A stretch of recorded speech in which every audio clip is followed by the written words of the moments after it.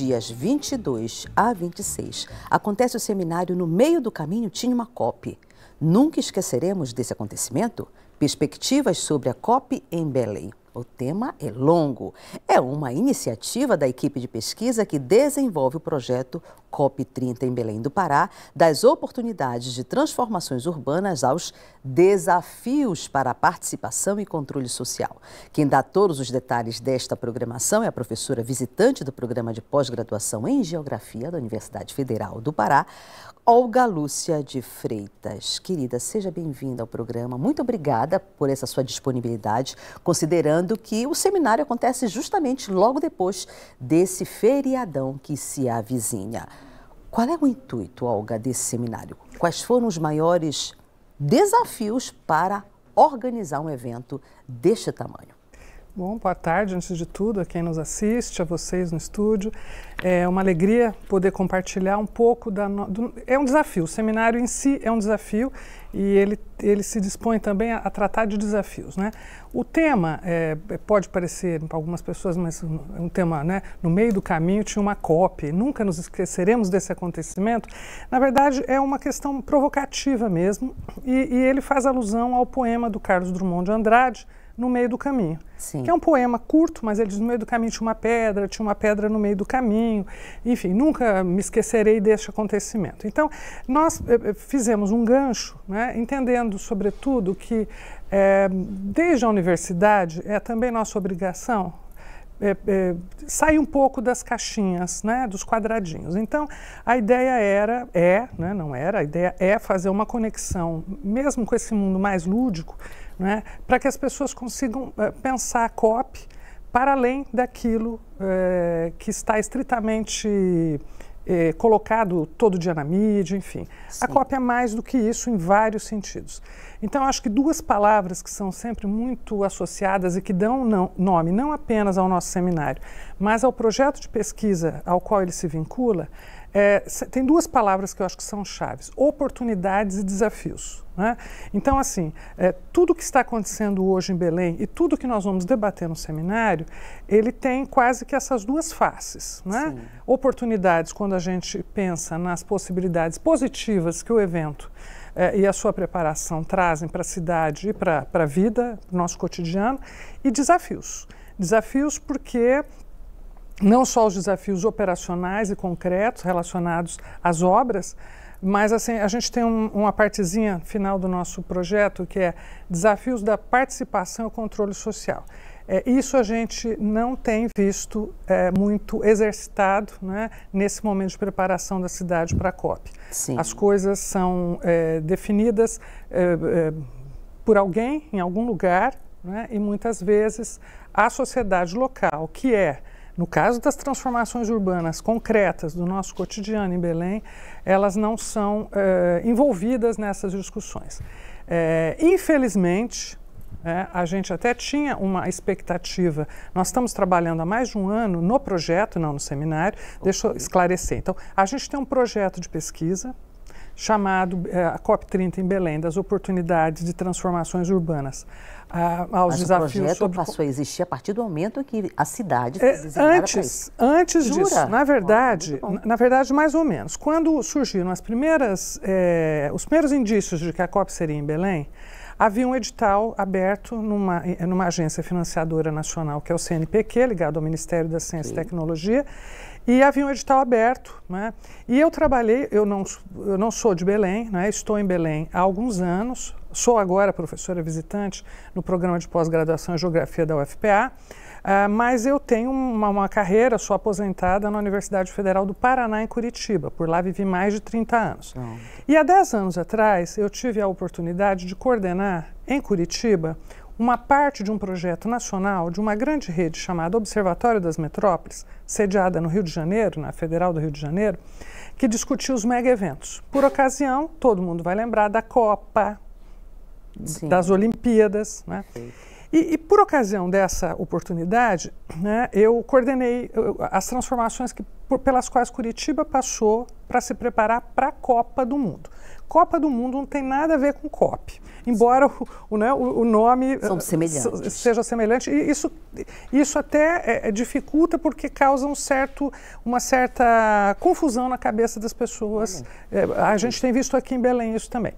Mas o fato é que, como a gente estava exatamente completando 10 anos desse movimento, que foi 2014, 2016, eu pensei na oportunidade, na oportunidade que seria recuperar toda aquela discussão que nós fizemos em termos das transformações urbanas pelas quais 12 cidades brasileiras passaram, mais o Rio de Janeiro com as Olimpíadas, e olhar Belém a partir do que nós descobrimos, do que nós achamos e do que nós concluímos naquela ocasião. Sim. Então, foi aí que surgiu um movimento de começar a trazer uma discussão sobre os mega-eventos para Belém, porque a COP é um mega-evento. Sem dúvida. Já podemos falar daqui a pouco das características de um mega-evento.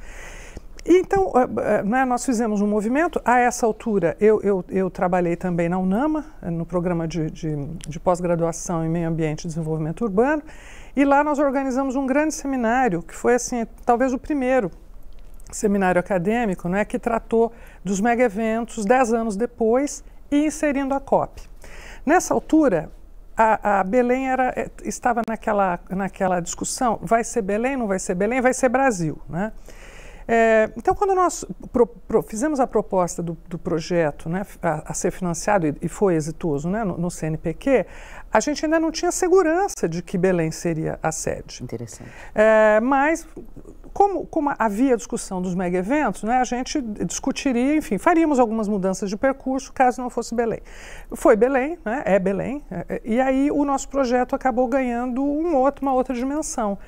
Não só do ponto de vista da sua ampliação, para você ter uma ideia, nós temos hoje mais de 50 pessoas isso também é importante que se diga, são 50 pessoas, 50 pesquisadores, pesquisadoras, alunos de pós-graduação, alunos e alunas de pós-graduação, de graduação, profissionais ligados a alguns órgãos, pessoas ligadas a organizações não governamentais, Sim. Enfim. Então a gente tem um conjunto muito grande de pessoas. O projeto cresceu muito, E como parte assim, do cronograma mesmo acadêmico que nós tínhamos, a ideia era que a gente tivesse alguns seminários. Tivemos um interno para adequar a metodologia. Nós temos o projeto é dividido em 6 grupos de trabalho. Nossa!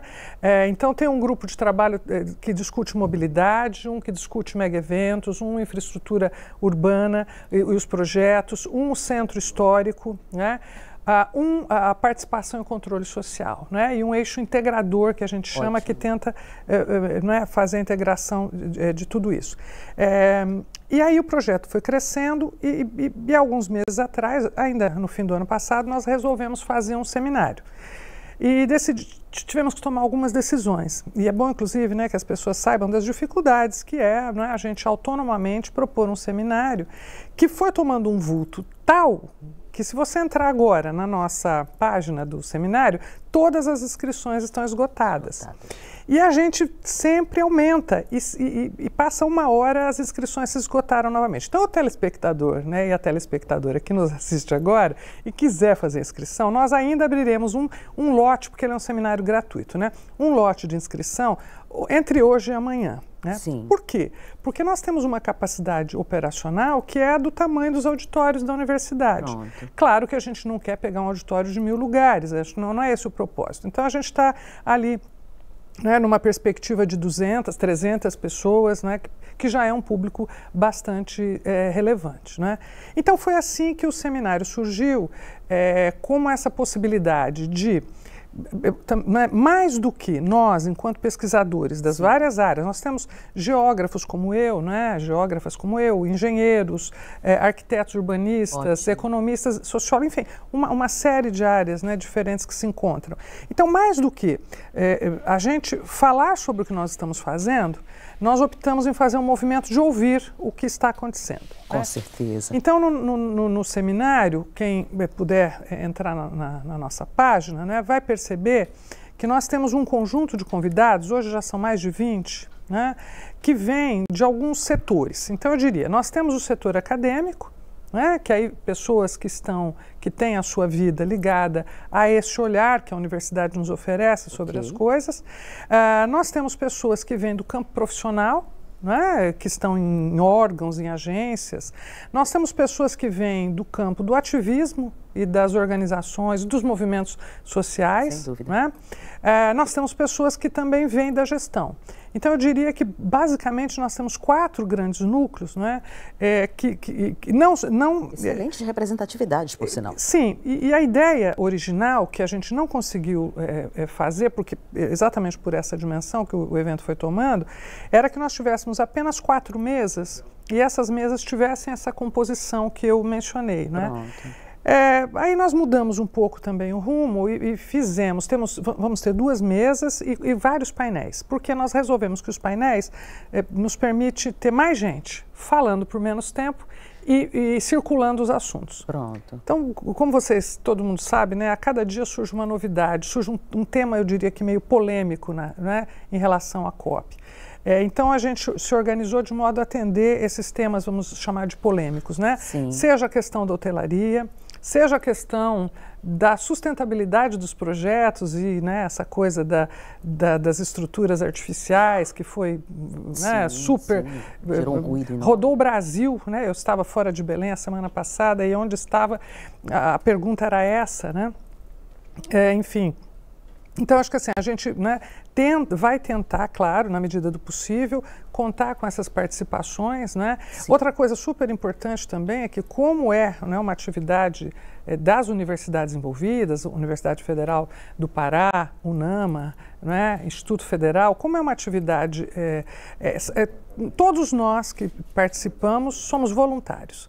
Às vezes as pessoas acham, né, que as coisas que a gente faz são mediadas por remuneração. Não são. Né? Então, assim, nós temos alguns bolsistas que estão firmemente organizando os cards que a gente começa a divulgar a partir de hoje ou amanhã, específicos de cada atividade. E temos, por exemplo, para a conferência de abertura, a jornalista e escritora Cristina Serra, que gentilmente, lá há uns 2 meses atrás, né, aceitou o nosso convite e vai também fazer um gancho com o poema de Drummond. Né? Justamente na abertura, ela deu um título muito interessante, que é Confidências de uma Amazônida. Que legal. Né?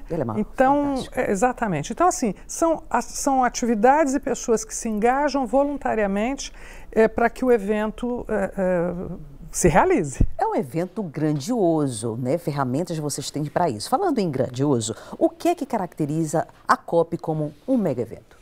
Pois é, essa é uma coisa muito interessante. Então, bom, é claro que, né, esse é um olhar que a gente tem desde a literatura acadêmica, né? Então, eu gosto sempre de dizer o seguinte: a COP está se realizando pela primeira vez no Brasil. Exato. Na América Latina, né, Não, professora? ela já foi 2 vezes em Buenos Aires, Okay. Não, ela já se realizou, né? Já se realizou no Chile, enfim. Então, porque a ONU divide o mundo em alguns grupos de países, e esses grupos se revezam na organização das COPs. Então, era para em 2019 a COP ter sido no Brasil e não foi. Né? O governo federal, à época, declinou da sua realização.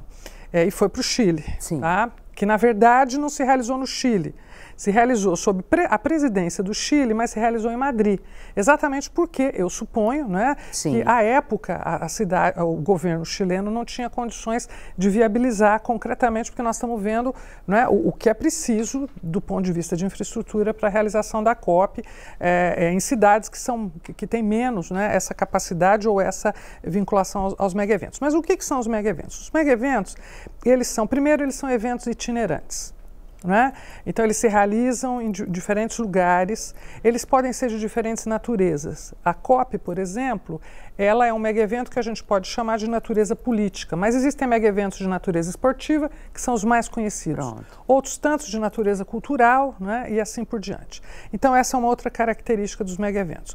Os mega-eventos têm uma atração da mídia mundial muito forte.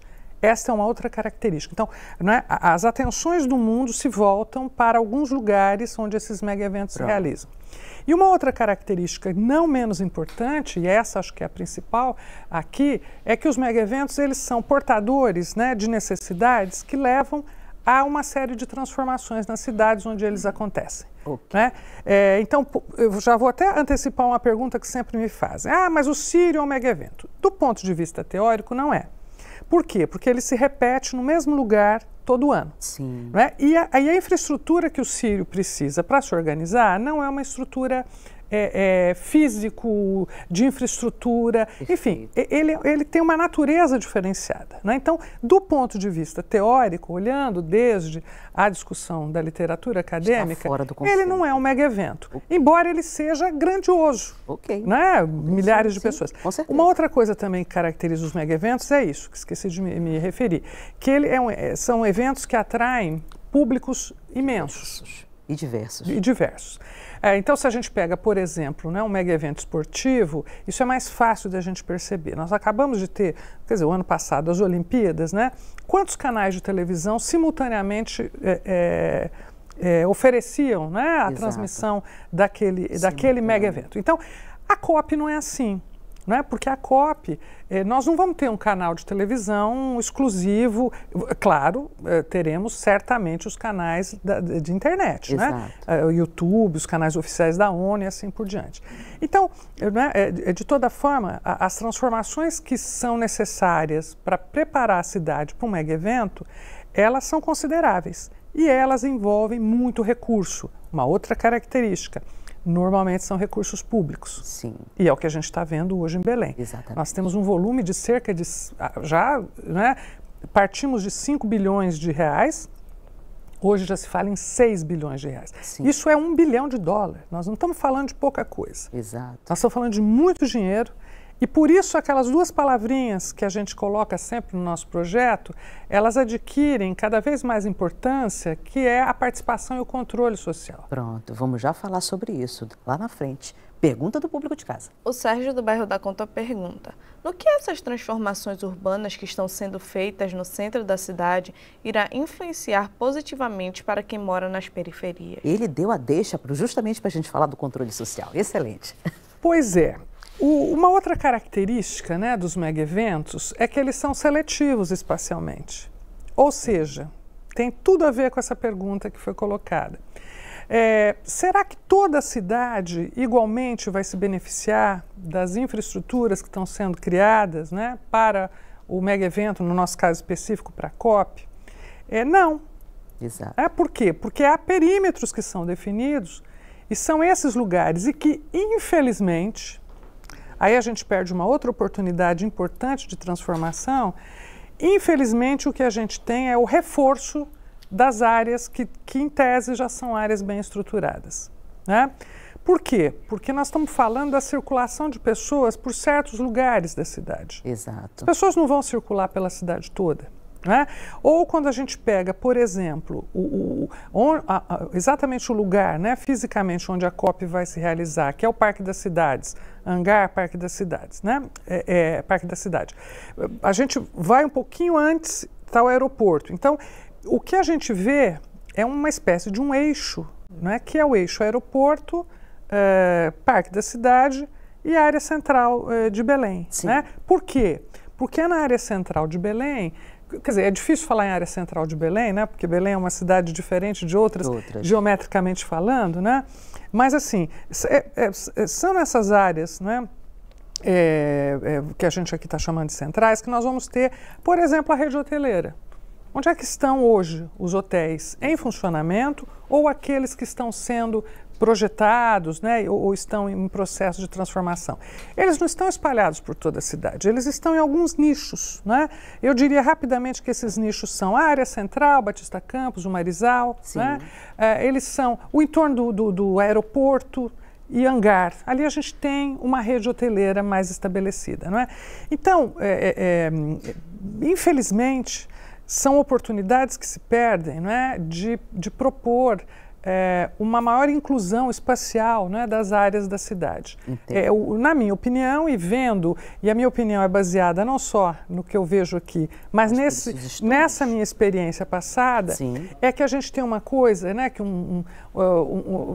é o reforço daquilo que a gente poderia chamar de espaços luminosos da cidade. Então, sim, a gente já tem uma área bem dotada de infraestrutura e é esta área que vai ser sobre ela que vão recair também os principais investimentos e isso reforça aquela área como centralidade. Então, né, eu diria que, mas é só isso? Não, a gente pode pensar que do ponto de vista de algumas obras, como por exemplo, o Ver-o-Peso, né, a transformação que está tendo o Ver-o-Peso. Bom, isso também chega na periferia em função, não de que o Ver-o-Peso está na periferia, mas em função de que pessoas da periferia também transitam, consomem e vivem ou trabalham, né, o que é mais importante ainda, naquele espaço. Então, acho que indiretamente a periferia aparece, mas concretamente o que a gente vê são as obras na área central e o trânsito todo embaralhado, né? Com os tapumes, com as mudanças de rua, enfim. Professora, você falava ainda há pouco que as inscrições estão esgotadas, mas existe a perspectiva de abertura de um lote justamente para agregar, né, e conseguir contemplar as pessoas que não conseguiram se inscrever. Em algum momento vocês pensaram numa programação híbrida em que algumas palestras possam ser acompanhadas pela internet? Não, perfeito, Vanessa, é claro. Desde o princípio, né, nós discutimos se o evento seria híbrido ou presencial.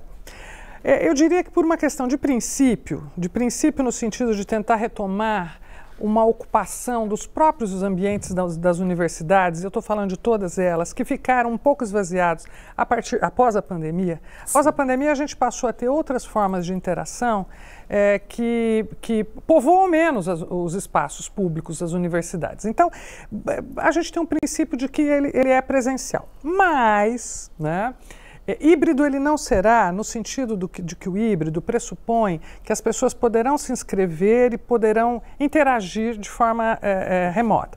Então, o que nós estamos pensando, e é muito provável que a gente consiga, é transmitir pelo nosso canal do YouTube ou, eventualmente, pelo canal da universidade. Ainda estamos vendo isso. Então, só que é uma transmissão, ou seja, a pessoa não vai ter a interação, ela vai assistir. Então, certamente, se a gente não conseguir o ao vivo, né, nós vamos, com certeza, isso já está definido pelo grupo, que nós vamos fazer a gravação e disponibilizar todas as atividades no nosso canal do YouTube. Excelente. Mais pergunta do público. A professora Gorete, lá da Cremação, pergunta: qual a relevância da COP ser realizada pela primeira vez no Brasil, na Amazônia e em Belém do Pará, que possuem contrastes socioeconômicos e ambientais graves? Olha, pergunta complexa. Obrigada pela audiência, professora. Enorme, né? Eu diria que ela, na minha opinião, e na opinião do grupo que tem trabalhado, a gente, em momento algum, reputa como não importante a realização da COP em Belém. Então, eu acho até que são dois movimentos muito importantes. O primeiro é isso, assim, é importante. Ela é importante por ser na Amazônia, por ser numa cidade como Belém, com as características e contradições que Belém porta, não é? Que caracterizam Belém. Então, eu acho e por ser o Brasil, um dos países que liderou durante muito tempo, não é? Muitas discussões sobre as questões ambientais, né? Então, na verdade, me parece que é uma retomada de uma agenda que foi interrompida durante um certo tempo, né? Então, a gente, do ponto de vista do país, a gente vive uma retomada, né, desta agenda, não só climática, né, mas ambiental de uma forma ampla. A Amazônia está no centro do mundo do ponto de vista das discussões. Então, eu sempre digo o seguinte: a COP30 não é para discutir a Amazônia, mas é para discutir as mudanças climáticas, mas a Amazônia está diretamente implicada nas mudanças climáticas. Lógico. Portanto, é fundamental que ela aqui se realize, né? Agora, a gente tem uma série de questões, né, que devem ser resolvidas, tanto do ponto de vista material, de infraestrutura, quanto do ponto de vista mesmo quer dizer, na verdade a gente pode falar de infraestruturas materiais e imateriais, né? Alguns elementos, por exemplo, um mega evento, ele tem que ter uma perspectiva muito grande de atender a mídia internacional. Então, assim, nós vamos ter Belém nesse momento, no centro, quer dizer, eu sempre gosto de dizer, e acho que o público pode fazer esse exercício comigo, que é assim, quem já tinha ouvido falar em Baku? Eu não. Pouquíssimas pessoas tinham ouvido falar de Baku. De repente, né, a última COP, a COP29, foi em Baku, no Azerbaijão. E aí o que aconteceu? Quer dizer, uma quantidade muito grande de notícias e de informações produzidas sobre aquele lugar. Então, é um pouco isso que a gente tem que pensar no caso de Belém, né? As pessoas ouvem falar do Brasil, fora do Brasil, né? Falar em Brasil, falar em algumas cidades brasileiras, pensar em Rio de Janeiro, eu diria que até mais do que São Paulo, pensar em Rio de Janeiro, Foz do Iguaçu, para alguns, né, do ponto de vista do turismo, que é um grande atrativo. Então, assim, é uma janela de oportunidade, de novo a nossa palavrinha, né? É uma janela de oportunidade para que Belém se coloque, não é, como se coloque no centro mesmo dessas discussões. E, na minha opinião, o mais importante de tudo isso é o que a gente pode pensar e implementar depois da COP. Pronto. Por exemplo, projetos sólidos de Belém como um destino turístico para a Amazônia. O que hoje não existe. Quer dizer, não existe, não quero ser, não é taxativo, mas não é tímido demais. Pronto. Né? Então isso tem que ser fomentado. Sim. E a COP vai trazer uma série de infraestruturas que são perenes. Os hotéis não são hotéis que vão ser desconstruídos depois da COP. Mas eles vão precisar de gente para frequentá-los, né? De modo a ativar toda uma parcela da atividade econômica de Belém, que, inclusive, ela é majoritariamente informal. Não é? Então, assim, como é que a COP pode ser uma oportunidade? Isso é uma pergunta. Eu temo que a resposta não seja positiva, mas, assim, como que a partir da COP a gente vai fomentar outro tipo de emprego, outro tipo de inserção de certas camadas da população no mercado formal de trabalho? Eu acredito nessa possibilidade, professora, mas desde que a voz seja dada a nós, que somos os protagonistas da nossa história. Nós sabemos por onde. Nossos ancestrais conseguem ter soluções para problemas da humanidade. Se importarmos soluções enlatadas, muito dificilmente a gente chega lá. Tem pergunta chegando. Vamos lá. A professora Gorete, lá da Cremação, pergunta: para além da organização oficial da COP, como os movimentos sociais locais da cidade e nacionais vêm se organizando para participar da COP? Esse também é um objetivo de pesquisa do projeto? Pronto, ótima pergunta. Veja, o objetivo direto, né, a gente sabe desses movimentos, né, é muito interessante quando a gente sai, né, viaja pelo país, todo mundo quer estar aqui na COP, é muito interessante isso. As pessoas não sabem exatamente nem o que é COP, né, algumas delas, e nem o que vai acontecer, mas é como se assim, não, eu tenho que estar ali, eu tenho que estar ali, porque há essa percepção correta, né, correta, de que por 15 dias, agora estenderam um prazo, né, um pouquinho esse prazo, na medida em que os chefes de Estado e de governo vão se reunir um pouquinho antes, mas eu diria que assim, em torno de 15 dias, nós vamos ter passando por Belém pessoas do âmbito do setor político, dos lobbies, os lobbies econômicos também, não vamos nos enganar, que são fortíssimos, né? Então, ativistas ambientais, né? Então nós vamos ter passando por Belém esse público todo, né? E consequentemente os movimentos ambientalistas, os ativismos todos que existem no Brasil certamente estão se organizando para vir. No entanto, essa possibilidade concreta de organização para estar aqui nesse momento pode ter alguns reveses, que é a questão de como estão caros os alojamentos, de como estão caros, né, as passagens, inclusive. Então, eu acho, né, que é muito importante, e a ministra Marina Silva tem sempre feito um apelo e tem dito assim, ela diz assim, a COP não é uma festa. nós estamos num momento dramático do ponto de vista climático, né? Um momento dramático, né? Com o aumento das temperaturas, com as emergências climáticas que temos acompanhado no mundo todo, né? Então, assim, o momento requer uma certa reclusão no sentido assim, o que é importante discutir? Sem dúvida. Nós estamos com uma agenda climática que é fundamental, que é importante ser discutida. Então, eu acho que nós não podemos fazer desse momento, e aí eu volto naquilo que você comentou antes, Vanessa, que é o seguinte, por vezes eu tenho visto movimentos, né, assim, falas de pessoas que estão entendendo que a COP é o momento que vai transformar a sua vida econômica. Tá? Então, assim, não é isso. A COP, ela pode ser um canal, um momento de certas transformações, mas que o que eu quero dizer é o seguinte, a COP acaba.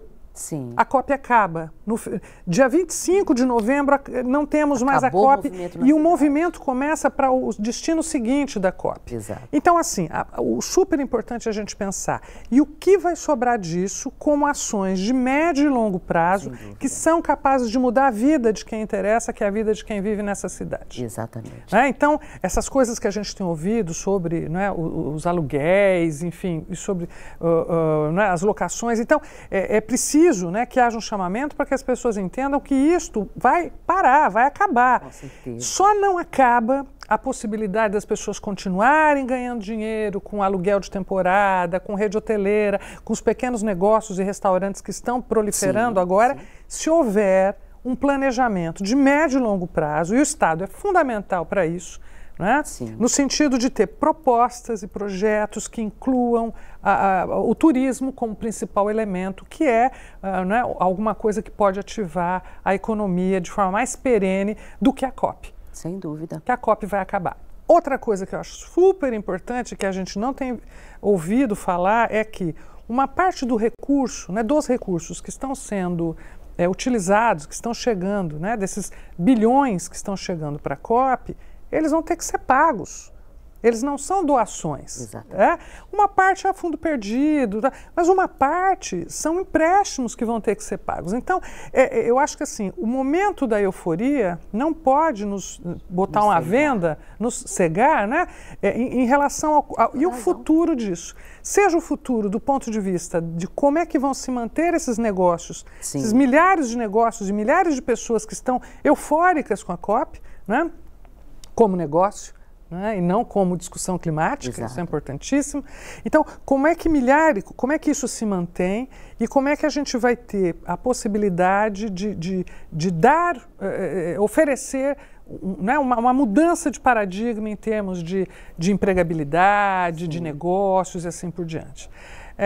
A gente não se anima muito quando vê alguns projetos, né, que são... eu diria que insustentáveis até, né?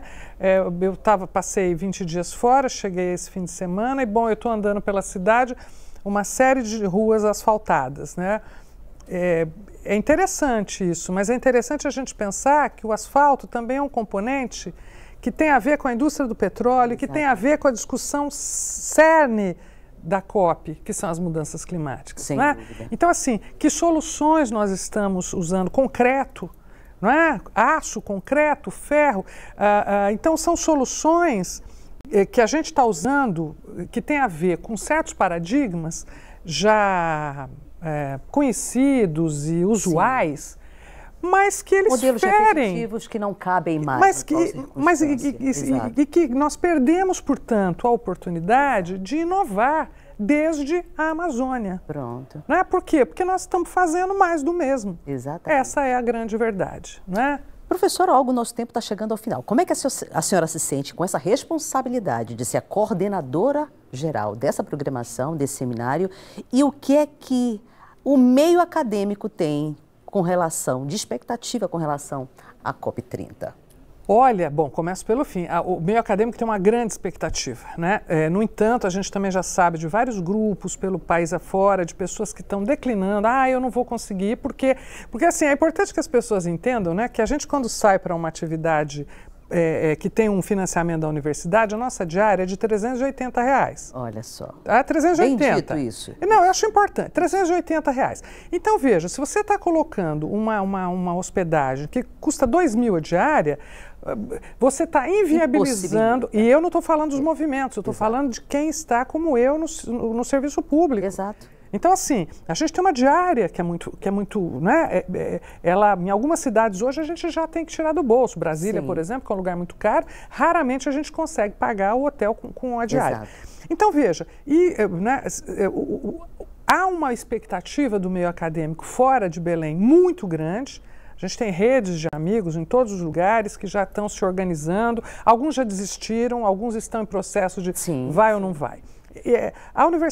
As universidades como um todo, e a Universidade Federal do Pará, que é onde eu estou nesse momento, ela tem uma grande, uma grande responsabilidade em prover também aquilo que eu chamaria de atividades paralelas à COP. Por quê? Porque tem a zona azul, a zona verde, mas a gente tem a cidade como um todo, com outras possibilidades de manifestações, né? De discussões. Então, assim, eu acho que tem uma expectativa muito grande sobre isso. E a sua primeira parte, que assim, eu como professora visitante do PPGEL, eu costumo dizer o seguinte, né? A minha função aqui é animar. Né? Animar no sentido bom da palavra, quer dizer, animar os debates, animar a própria, trazer ideias novas, né? Que eu tenho uma experiência não desprezível, né? Na minha carreira acadêmica. Então, assim, é um pouco isso que eu acho que esse evento também traz. Ele anima, né? No sentido de que ele põe para conversar diferentes áreas do conhecimento, diferentes universidades públicas e privadas, né? Diferentes institutos dentro da própria universidade e diferentes organizações, né? Que estão fora da universidade. Então, esqueci de dizer uma outra coisa super importante, rapidamente. Além das atividades que são até o dia 22 à noite, que a abertura será na UNAMA, 23 e 24, todas as atividades na Universidade Federal do Pará, no campus Guamá. Depois a gente tem lá as indicações dos lugares. No dia 25, nós vamos ter uma incidência numa escola, na Escola Benjamin Constant, específica para os alunos daquela escola. Então, ela não é aberta para todo mundo. E no dia 26, que é sábado de manhã, nós vamos ter uma conversa, uma roda de conversa, uma coisa desse estilo, na Vila da Barca. Então, veja, que também não faz parte, assim, da programação oficial. Ela faz parte da programação, mas ela não é aberta a todo mundo. Então, mas é uma programação que as pessoas possam acompanhar por algum perfil nas redes sociais? Pode, pelo @foco na COP30, que é o nosso perfil. A gente tem um boletim que a gente edita também, que está disponível nesse mesmo canal, né? A gente tenta também voluntariamente, é sempre muito difícil, mas a gente tem feito aí a cada um mês, mais ou menos, né? Divulgado, né? Lançado essa edição do boletim, e tem algumas matérias muito legais lá, viu? Inclusive sobre a COP de Baku, sobre outras ações que a gente já fez também. Excelente. Antônio Carlos já colocou ali na nossa telinha, o público de casa já vai lá stalkear, visitar, seguir o Instagram. Perfeito. Os GTs são 6. Em algum momento, ao final do seminário, vocês pensam em elaborar uma carta de intenção que tenha eco na COP30? Pois essa era uma ideia, né? Vamos ver como é que a gente se encaminha para isso. Mas nós vamos ter uma edição de um boletim nacional, que é do Observatório das Metrópoles, que vai sair no comecinho de maio, tentando recuperar assim aquilo que foi discussão no seminário. Ele é um boletim, vai ser exclusivo sobre a COP30, e a ideia é reverberar no Brasil todo, né? Mas enfim, não exatamente como uma carta, é uma ideia, quem sabe a gente tenha fôlego para isso, né? Mas assim, de rascunhar algumas coisas que nos preocupam, isso é fundamental. Muito bom. Pergunta do público de casa. A Carla do Guamá pergunta: que acordos devem ser assinados na COP que, de fato, comprometam os governantes para a redução das mudanças climáticas, Como isso funciona e quem fiscaliza depois o cumprimento desses acordos? Adorei, Carla. Quem é que cobra se realmente esse acordo será cumprido ou não? Pois é, em tese nós todos deveríamos cobrar, né? Em tese, mas nem sempre é o que acontece. Então, na verdade, os acordos, né, são uma série deles. Nós temos aí a questão, eu acho que tem duas questões importantes que ficaram, né, não atendidas na COP29. Uma delas é a questão do financiamento, né? O financiamento que significa dizer nós temos que ter ações de adaptação e de transformação das nossas vidas, né? E quem paga por isso, né? Então a questão do financiamento, sobretudo com a saída novamente, né? De novo, com a saída dos Estados Unidos do Acordo de Paris, que vai completar 10 anos esse ano. Então a COP também é emblemática em função dos 10 anos do Acordo de Paris. Então a questão do financiamento, eu acho que é super importante, e as contribuições que cada país diz que vai fazer em termos da redução da emissão de gases de efeito estufa, né? Então, eu acho que esses dois movimentos são aqueles que têm, ao longo dos anos, eles são as principais questões da COP. Com certeza. Quem financia e como é que a gente define, né, a redução, cada país autonomamente, sem ninguém impor. Né? Existe uma ideia assim, de que voluntariamente o país vai dizer o seguinte: olha, nós vamos reduzir X% as emissões de efeito de gases de efeito estufa. Então, assim, aí quem controla isso? São os mecanismos internos do próprio país. Então, a ONU, ela não é um órgão de polícia que vai ficar, né? Por isso, inclusive, o que é a Conferência das Partes? Quem são as partes? As partes são esses países que, né, voluntariamente assinam acordos, mais de uma, né, acordos, né, de redução. E eu só quero lembrar que a ideia, né, lá do Acordo de Paris era que o aquecimento não ultrapassasse 1,5 graus em relação ao período pré-industrial. Mas, infelizmente, a gente não chegou, isso já foi superado. Quer dizer, não se conseguiu chegar nesse teto, né, de 1,5 graus. Pronto. Mais pergunta. O Alessandro, lá de Igarapé-Mirim, diz assim: professora, boa tarde. Eu gostaria de saber, o que é a COP30? Perfeito, me antecipei, né? A COP30 significa Conferência das Partes. Partes são os países que fazem parte de um acordo, mais ou menos isso. Essa conferência, ela vai estar agora, né? Por que COP30? Porque é a 30ª edição. Então, pela 30ª vez, né, representantes que hoje são em torno de 197 países, né, que se reúnem para assinar termos de compromisso mútuos, né? Então, a COP é isso. A COP é na verdade, é o seguinte: a ONU tem várias conferências de partes, né? Esta é a Conferência das Partes ligada às mudanças climáticas, né? Então, ela é muito específica porque o tema são as mudanças climáticas que nos afetam, e hoje em dia a gente já fala em emergências climáticas, né? Que tem a ver com mudanças, né, na nossa rotina, ou que tem a ver ou com mudanças ou com a necessidade de mudanças nos produtos que a gente consome, enfim, que potencialmente contribuem, né, para o aumento dos gases de efeito estufa e para o aquecimento do planeta. Aquecimento global. Vamos lá, pergunta. O José, lá de São Paulo, diz assim: numa perspectiva de legados e ensinamentos, partindo dos mega eventos já realizados no Brasil, Pan-Americanos em 2007, da Copa das Confederações em 2013, Copa do Mundo em 2014, entre outras competições de grande porte, quais são os acúmulos e experiências essenciais que a cidade de Belém e a Amazônia podem buscar para a realização da COP? Ótima intervenção. Olha, excelente pergunta, mas eu diria que é tarde demais para buscar qualquer coisa. As coisas já estão em andamento, o tempo foi muito curto. Né? Nós não tivemos, não houve, e até a forma como os projetos foram encaminhados não permitiram o controle e a participação social. É muito difícil a gente ter transparência em termos do qual é o projeto, qual foi o valor. Uma outra característica que eu acho que é muito importante a gente mencionar é que, antes de falar dessa palavrinha, legado, eu queria dizer o seguinte, que é comum na dinâmica dos mega-eventos, não é desejável, mas é comum, que os valores anunciados no início sejam superados e muitas vezes no final da obra. Então, assim, né, você disse que aquilo ia custar 10 e aquilo custou 50. Sim. Isto é uma característica, na minha perspectiva, nociva dos mega-eventos. Por quê? Porque, exatamente porque a gente tem urgência.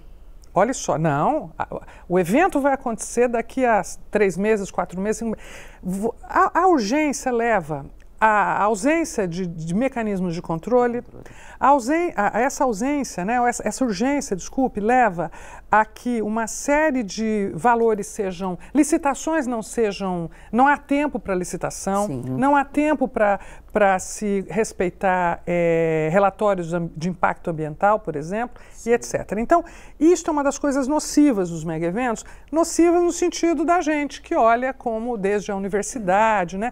Mas é muito produtiva, é muito interessante para quem está no meio fazendo dinheiro com isso.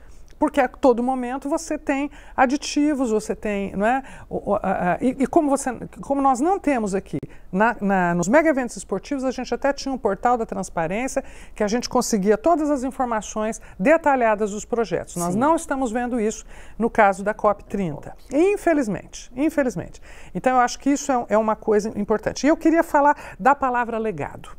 A palavra legado, ela, na minha opinião, e eu tenho dito isso há mais de 10 anos, a palavra legado, a gente só pode falar em legado depois que o tempo passou e as coisas ficaram de fato como herança, que é a ideia da palavra legado, como resultado, como herança.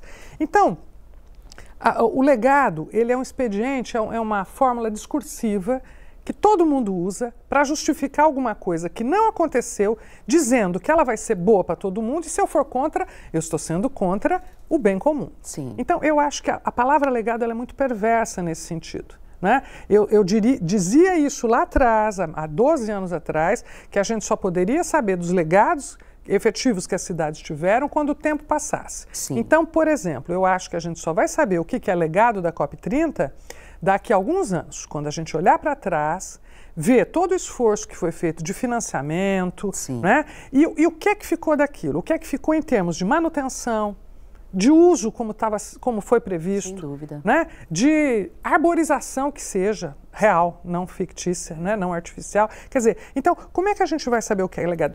Existirão projetos de turismo que serão capazes de manter a rede hoteleira, de manter as pequenas estruturas e as pessoas que foram abriram seus negócios para o turismo, para a gastronomia. Como é que isto vai ficar daqui a alguns anos? Então, eu acho que a gente só deve... Legado não se dá de forma a priorística, ou seja, eu nem comecei a coisa, eu já estou falando que aquilo vai ser um legado. O legado a gente olha, a gente está no futuro e olha o passado. Aquilo foi um legado. Então eu acho, né, que a gente tem também esse compromisso de acompanhar. O nosso projeto vai até 2026, não é suficiente para saber dos legados, mas ao fim de 26, certamente a gente terá alguns indícios de todo esse burburinho que está movimentando a cidade hoje, do que de fato ficou e se constituiu como algo perene, sustentável, né? E que foi capaz de mudar, mesmo que em pequena escala, alguma coisa das nossas vidas. Professora Olga, muito obrigada pela aula. Agradecimentos especiais aos nossos telespectadores, que fomos hoje de Igarapé-Miri a São Paulo, acompanhando, né, toda essa nossa entrevista e o chamamento de participação desse seminário que acontece a partir do dia 22, dia do descobrimento do Brasil, no meio do caminho. Dia Mundial da Terra. Dia Mundial da Terra, que é no meio do caminho, tinha uma COP30. Antônio Carlos, libera mais uma vez o Instagram, todo mundo, @foco na COP30. Professora Olga, muito obrigada. Obrigada, e só dizer que assim, não dá para a gente atender todas as inscrições, as pessoas têm que entender isso, mas poderão depois se apropriar disso e participar da nossa agenda. A gente no Instagram, a gente está sempre fazendo alguma coisa. Excelente. Então, por favor, né, filiem-se a essa nossa perspectiva de fazer uma COP, né, de ter a sociedade envolvida diretamente na questão climática e na questão das transformações urbanas. Obrigada pela oportunidade. Bom, mais uma vez. Vamos então, gente, a um breve intervalo. Daqui a pouco a gente continua com mais Sem Censura Pará. Até já.